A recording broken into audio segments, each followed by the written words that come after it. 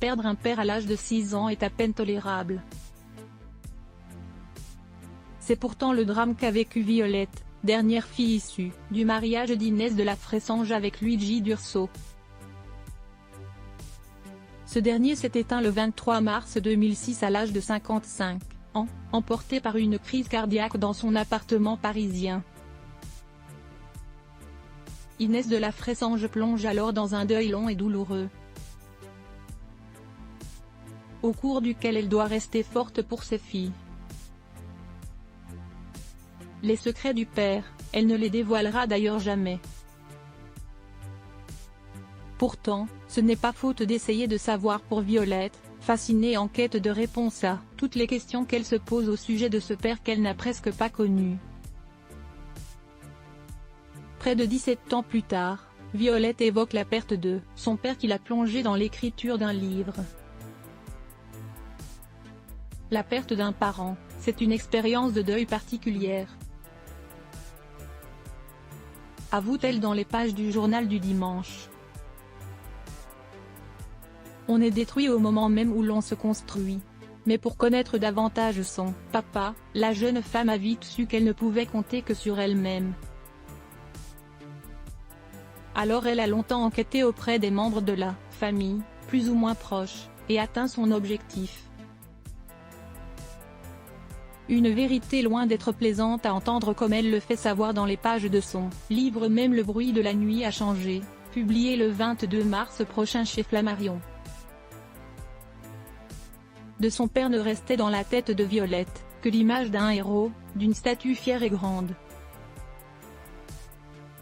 L'illusion vole en éclats au fur et à mesure de ses découvertes. Violette D'Urso découvre l'ombre dans la lumière. Son père. La toxicomanie et la dépendance à l'héroïne, l'alcoolisme, la proximité avec les mouvements d'extrême gauche. La mort par overdose d'une jeune femme aussitôt abandonnée dans un cagibi.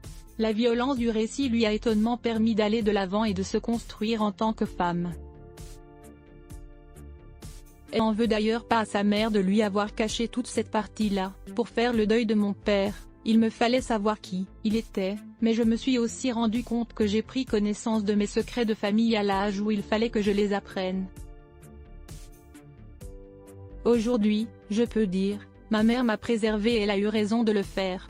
Je n'ai pas du tout été une mère. Courage. Affronter le deuil est déjà une épreuve en elle-même, elle est encore plus difficile quand il concerne des enfants. Inès de la Fressange s'en était souvenue lors d'un entretien avec Paris Match, révélant ne pas avoir été une mère. Courage pour Nine et Violette. C'est d'ailleurs grâce à elle et leur élan vital extraordinaire qu'elle a réussi à se relever. Je ne suis pas surhumaine. J'ai vécu ce deuil, je l'ai vécu complètement.